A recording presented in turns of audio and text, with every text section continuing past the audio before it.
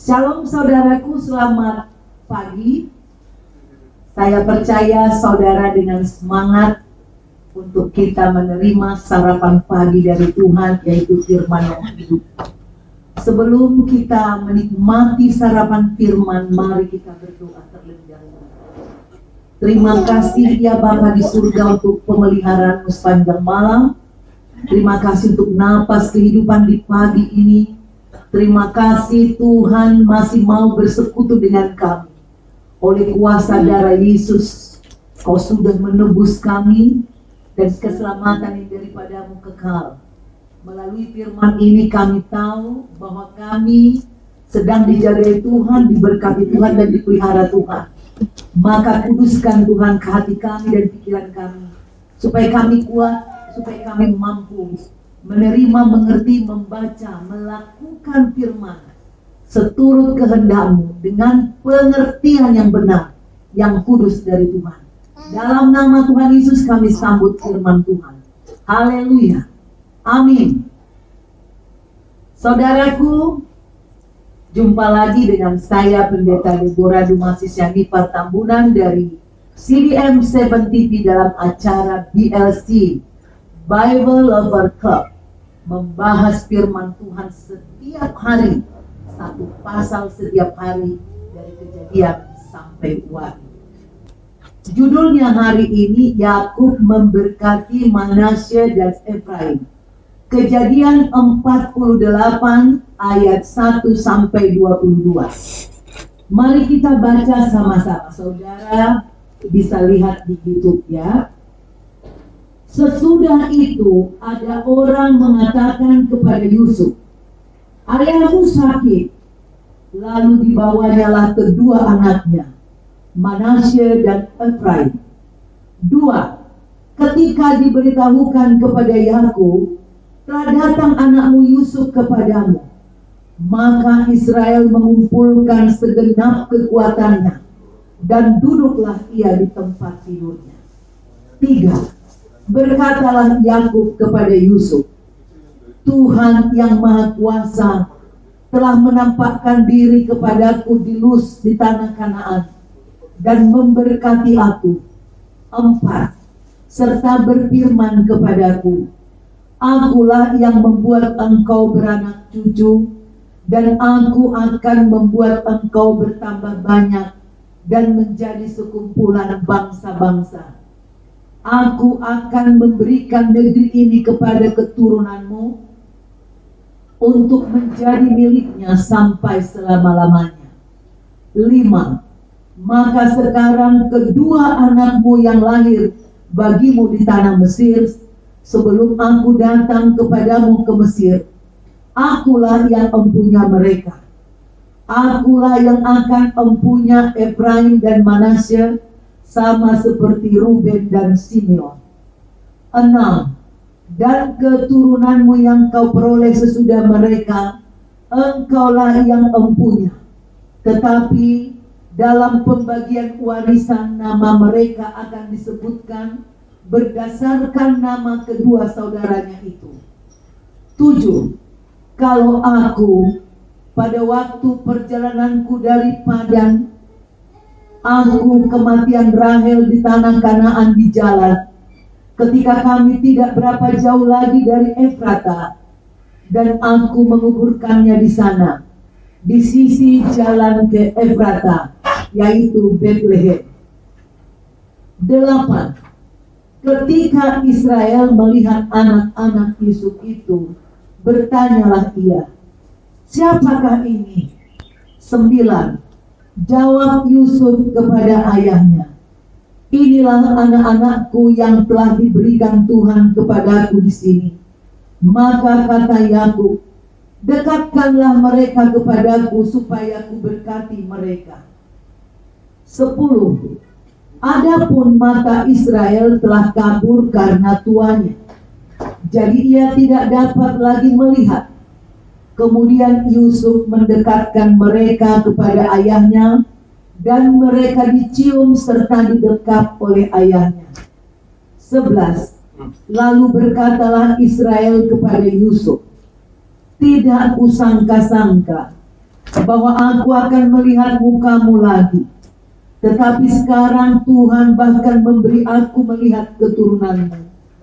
12. Lalu Yusuf menarik mereka dari antara lutut ayahnya, dan ia sujud dengan mukanya sampai ke tanah.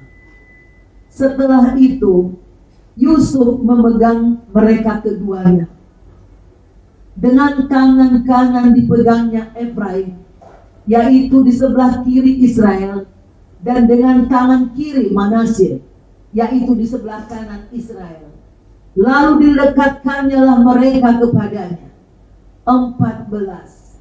Tetapi Israel mengulurkan tangan kanannya dan meletakkannya di atas kepala Efraim, walaupun ia yang bungsu, dan tangan kirinya di atas kepala Manasye. Jadi tangannya bersilang, walaupun Manasye yang sulung. 15. Sesudah itu diberkatinya lah Yusuf, katanya, nenekku dan ayahku Abraham dan Ishak telah hidup di hadapan Tuhan.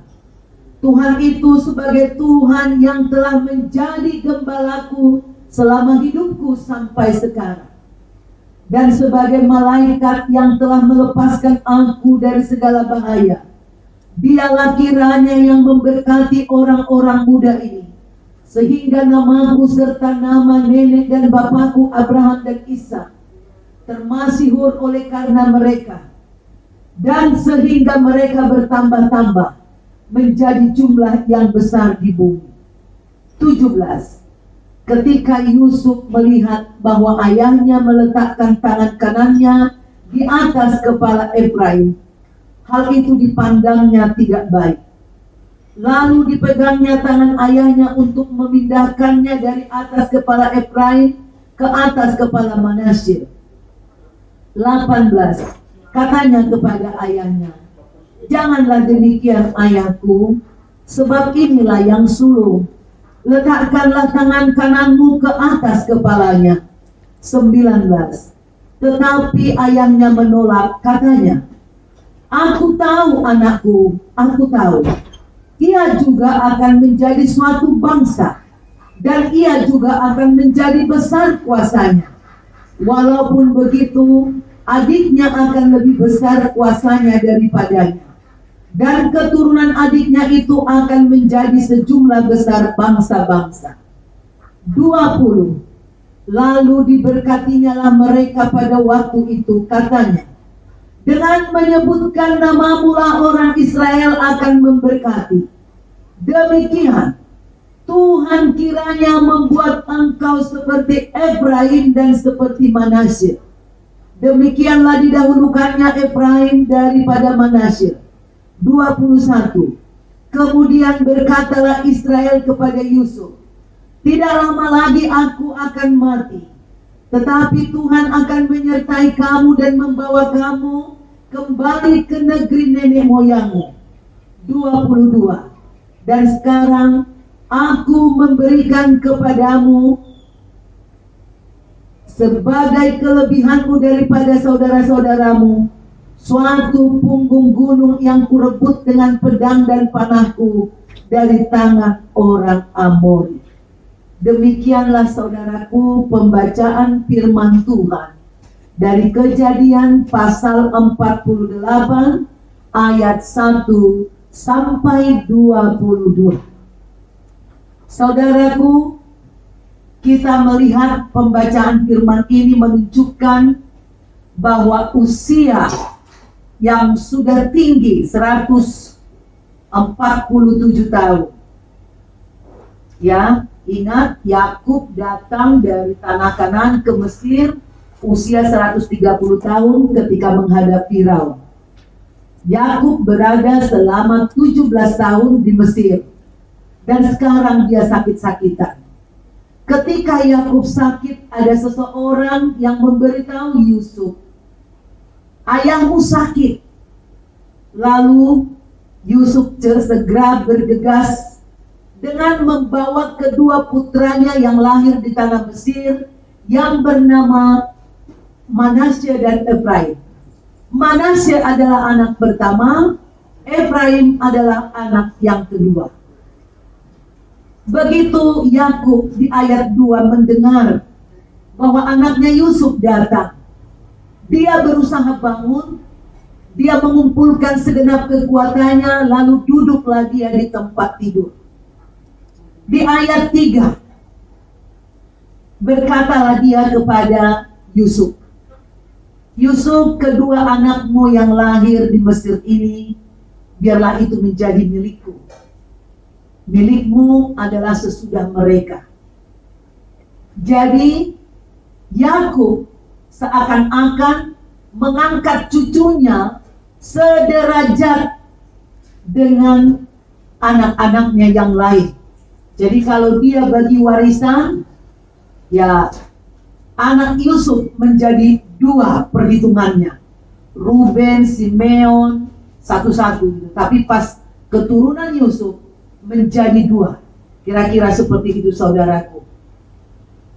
Di ayat 8, setelah dia mengatakan dengan banyak penjelasan kepada Yusuf, di ayat 8 dikatakan, ketika Israel melihat anak-anak Yusuf itu, bertanyalah ia, siapakah ini?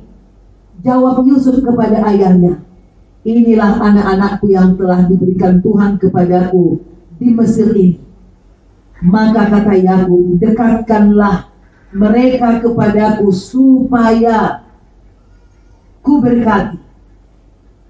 Lalu saudaraku, ketika Yakub mau memberkati, tangannya menyilang karena yang kanan berdiri Manasye, di sebelah kiri tangannya berdiri Efraim. Lalu tangan kanannya dia tujukan kepada Efraim, tangan kiri kepada Manasye. Lalu dia mengucapkan suatu kata berkat. Kita tahu saudara, bahwa waktu itu tradisi di Israel, anak sulung akan menerima berkat yang istimewa, berkat yang lebih baik, berkat yang lebih tinggi. Anak sulung lebih dihormati daripada adik-adiknya. Maka ketika Yakub memberi tangan kanan kepada Efraim dengan memberkatinya, Yusuf berusaha mencegah, memindahkan tangan ayahnya. Tapi Yakub atau Israel tidak mau. Dia bilang, aku tahu, tapi aku maunya seperti ini. Itulah mungkin yang ditaruh Tuhan di dalam imannya. Saudaraku, kita di dalam bersaudara bisa berapa bersaudara. Kita tidak boleh saling iri. Kalau ada yang lebih diberkati Tuhan di antara misalnya 5 atau 7 bersaudara, berkatnya atau jabatannya hebat sendiri dibanding saudara-saudara yang lain. Karena anugerah Tuhan itu saudaraku bukan buatan orang, bukan buatan manusia. Tuhanlah yang merancang berkat kepada seseorang dengan alasan Tuhan, tujuan Tuhan. Hanya oleh karena anugerah lah kita bisa sehat, bisa cakap, bisa pintar, bisa kaya, bisa makan, bisa berjabatan. Semua itu adalah anugerah Tuhan. Maka Yakub memberkati. Dia membuat persiapan yang luar biasa. Pertama, dia meminta Yusuf bersumpah lebih dahulu dengan menaruhkan tangannya di kaki, di paha daripada Yakub. Dia minta agar Yusuf bersumpahlah bahwa engkau tidak akan membiarkan aku mati dikubur di Mesir, tapi engkau akan mengangkut aku ke tanah Kanaan, di mana ayahku dikubur dan nenek moyangku dikubur. Dan Yusuf menyetujui, tidak menyangkal. Dia mengatakan oke. Sekarang setelah dia mau memberkati anak-anaknya, mulai dari Yusuf, baru kedua anaknya.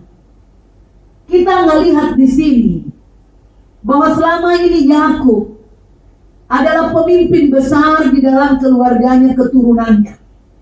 Seorang bapak rumah tangga, kepala rumah tangga yang hebat, pemimpin Bani Israel. Tetapi dia sedang menurunkan tongkat kepemimpinan ini kepada yang pantas, yang menurut hati Tuhan. Dan dia menyerahkan tongkat kepemimpinan itu kepada Yusuf. Kenapa, saudaraku? Karena Ruben sudah tidak layak menjadi pemimpin, sebab dia telah mencemari keluarganya dengan tidur dengan budak dari ayahnya.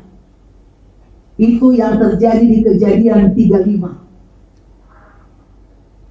Simeon dan Lewi sebagai anak kedua dan ketiga juga tidak layak, karena orang ini adalah seorang yang temperamen tinggi, pemarah.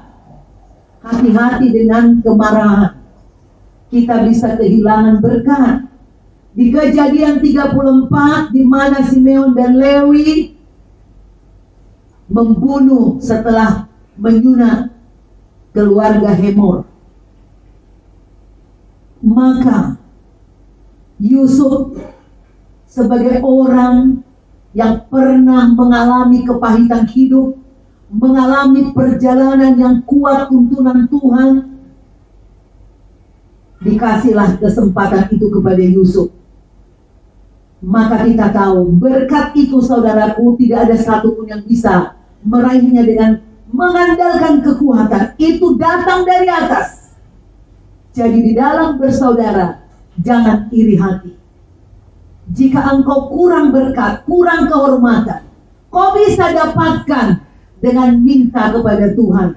Jangan dengan memakai cara-cara yang curang, cara-cara yang jahat, cara-cara pembunuhan, membuat gosip, ya, membunuh karakter orang, membunuh rezeki orang, kesempatan orang. Efraim menjadi yang tua ketika Yakub memberkati, padahal Efraim adalah adik. Manasye menjadi yang muda, dan memang ini bertentangan dengan adat kebiasaan waktu itu. Tapi kalau kita melihat ke atas, bahwa Tuhan berkenan kepada Habil lebih dari kakaknya Kain. Habil lebih diperkenan Tuhan, sedangkan Kain ditolak. Demikian juga Ishak, lebih dikenan Tuhan. Dialah yang dipanggil, dipilih untuk menjadikan umat perjanjian, bukan Ismail. Begitu juga Rahel yang adik. Tuhan berkenan kepada Rahel, bukan kepada Lea. Maka demikian juga terulang kembali. Yusuf menjadi pengganti kepala keluarga Israel, menjadi yang sulung. Maka ketika Yusuf mencoba menegur ayahnya, ketika ayahnya menyilangkan tangannya untuk memberkati Efraim sebagai anak sulung, ayahnya tidak mau. Tuhanlah yang menaruh berkat itu di hati Israel atau Yakub. Tuhan itulah yang berjanji akan menyertai dan menjadikan keturunan Yakub menjadi bangsa yang besar. Dan Yakub tahu bahwa Tuhan itu setia. Di dalam Alkitab ada kurang lebih 277 janji yang disampaikan Tuhan kepada umat pilihannya. Maka kita harus percaya janjinya.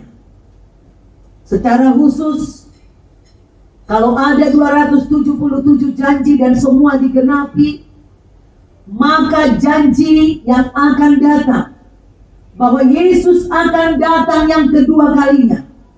Di 1 Tesalonika 5 ayat 24 dikatakan, Ia yang memanggil kamu adalah setia, Ia juga akan menggenapinya. Saudaraku, Nggak peduli siapa saudara sekarang. Kalau Tuhan sudah berjanji, Dia mampu menepati. Berkat Tuhan kepada tiap-tiap orang bisa berbeda jenis, berbeda cara, berbeda jumlah. Kita nggak bisa atur. Kekayaan yang dari Tuhan itu anugerah. Kau tidak bisa meraihnya dengan segenap kekuatanmu saja. Ada juga yang dianggap orang lain berkat, padahal itu dari setan. Kekayaan yang dari setan melalui perdukunan atau kecurangan bisa, tapi itu bukan berkat. Dampaknya itu akan diakhiri nanti dengan maut, dengan banyak kesengsaraan. Tetapi berkat yang daripada Tuhan sungguh-sungguh hanya oleh anugerahnya. Oleh karena itu, saudaraku, jangan kita iri kepada orang yang kelihatan lebih hebat dari kita, lebih kaya daripada kita, lebih terhormat, lebih tinggi. Kita tahu di dunia ini, saudaraku, persaingan di dalam bisnis, persaingan di dalam karir di satu perusahaan atau departemen, pegawai-pegawai swasta maupun pemerintah. Tak jarang saya mendengar kesaksian di mana banyak orang datang ke saya, saudaraku, konseling akibat diguna-gunai. Karena ada orang yang iri supaya dia tersingkir dari jabatan karena ada orang yang mengingini. Kalau dia tidak hidup di dalam takut akan Tuhan, dia bisa sakit dan mati. Hampir mati dan mati. Tetapi puji Tuhan, setiap orang yang datang dalam pelayanan kami oleh Tuhan Yesus, oleh darah Yesus, setelah dikonseling dan dilayani pelepasan kutuk, mereka mengalami pembebasan dari kutuk perdukunan, dari santet, dari guna-guna, dari kuasa-kuasa kegelapan. Betapa kuasa darah Yesus sangat hebat membebaskan kita dari ikatan roh kegelapan, dari serangan roh jahat. Saudaraku, kita tahu bahwa Yakub sejak dari lahir sampai remaja, sampai tua di Mesir, Yakub memiliki pekerjaan sebagai penggembala kambing domba. Yakub setia menjaga domba-domba, merawatnya. Kalau kita dengar kesaksiannya kepada Laban mertuanya, dia katakan, saya tidak pernah membiarkan mataku tertidur karena aku terus menjaga kambing domba supaya tidak dimakan binatang buas, tidak dicuri orang, sehingga bertumbuh pesat kambing domba yang digembalakan oleh Yakub. Maka dia meyakini bahwa Tuhan itu menggembalakan hidupnya, menjaga hidupnya, seperti dia menggembalakan ternak itu. Maka ketika dia memberkati di ayat 15-16, memberkati Yusuf, dia katakan seperti ini. Nenekku dan ayahku Abraham dan Ishak telah hidup di hadapan Tuhan.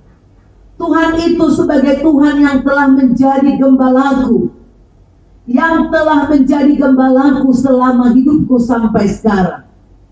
Dan sebagai malaikat yang telah melepaskan aku dari segala bahaya, dialah kiranya yang memberkati orang-orang muda ini, sehingga namaku serta nama nenek dan bapakku Abraham dan Ishak termasyhur oleh karena mereka, dan sehingga mereka bertambah-tambah menjadi jumlah yang besar di bumi. Saudaraku, kita melihat bagaimana seorang yang bekerja dengan integritas, dia juga akan memiliki iman. Integritas yang baik akan menumbuhkan iman yang baik. Maka dia yakin pemeliharaan Tuhan sangat sempurna buat hidupnya. Dia katakan, Tuhan menjadi gembalanya selama hidup, dan sebagai malaikat yang melepaskan dia dari banyak mara bahaya, dari binatang buas, dari sakit akibat kurang tidur, dari penipuan yang dilakukan oleh mertuanya. Bagaimana Tuhan telah mencegah Laban agar tidak mengata-ngatainya, saudaraku. Saudaraku, marilah kita terus berbuat baik, bekerja dengan integritas, maka engkau tidak rugi. Engkau akan menerima kembali di dalam imanmu. Dengan iman engkau percaya pemeliharaan Tuhan yang sempurna. Engkau tidak takut mati. Tidak akan ada orang yang mampu bertahan menghadapi engkau bertindak semena-mena kepadamu. Keyakinan yang kuat seperti di dalam diri Yakub juga akan kita miliki. Tuhan telah menggembalakan hidup Yakub, hidup ayahnya, dan hidup Abraham. Maka hidup kita pun akan dipelihara.